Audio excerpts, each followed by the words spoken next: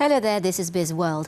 Bank Negara has kept the overnight policy rate OPR unchanged at 3% on its first Monetary Policy Committee meeting of the year.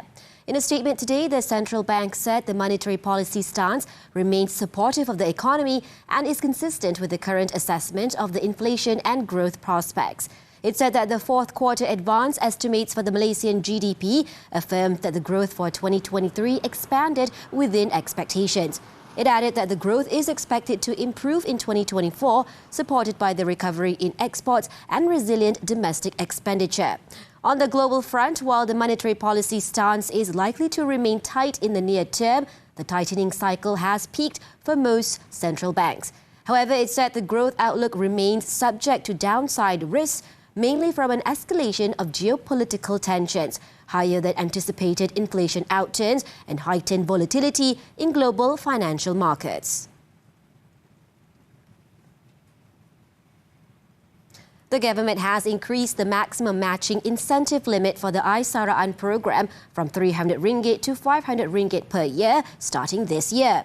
The Employees Provident Fund (EPF) said Malaysians under the age of 60 in the informal sector who voluntarily contribute to Aisaraan would receive a 15% matching incentive on their contributions, capped at a maximum of Ringgit per year. EPF added that the government will continue to incentivize Aisaraan participants with a maximum lifetime incentive of 5,000 ringgit. It said the matching contribution incentives for the Aisaraan program are part of a strategic initiative to strengthen the retirement and income security of its members and potential members.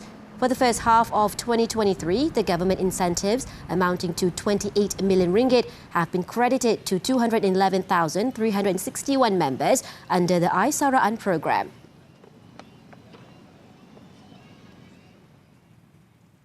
The ringgit is projected to strengthen to between 4.58 and 4.54 against the US dollar by year-end.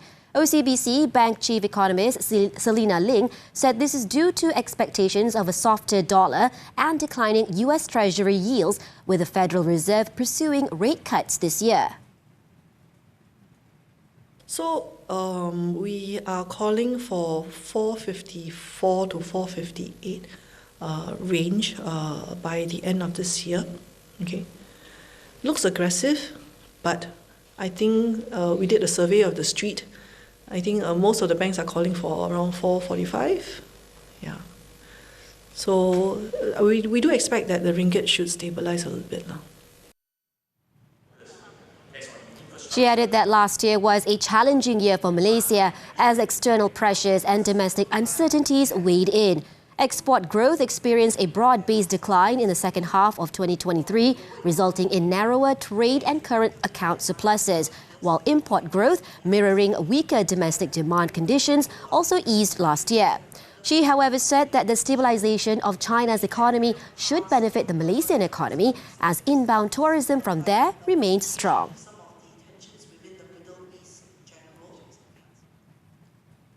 Bursa Malaysia ended higher today as risk appetite in the market remained stable, following Bank Negara's decision to keep the OPR unchanged at 3%. At 5 p.m, the FBM KLCI added 7.99 points to surpass the psychological level and finished at 1,504.1. Market breadth was positive, with 398 gainers against 203 losers, while 267 were unchanged.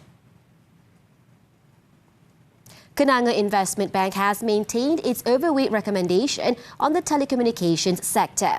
This in view of stable revenues and mobile Rahmah plans introduced previously, which had a negligible impact on earnings and average revenue per user. It is cautiously optimistic that the sector revenue and dividends will remain stable after the introduction of the 5G dual network model.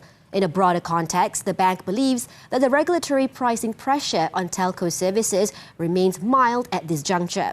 This is because discounted plans for the smallish base of targeted segments appear manageable for now. Under the Rahmah mobile plans, P-hailing workers may subscribe to special data packages from as low as 33 ringgit with data quotas of at least 40 gigabytes.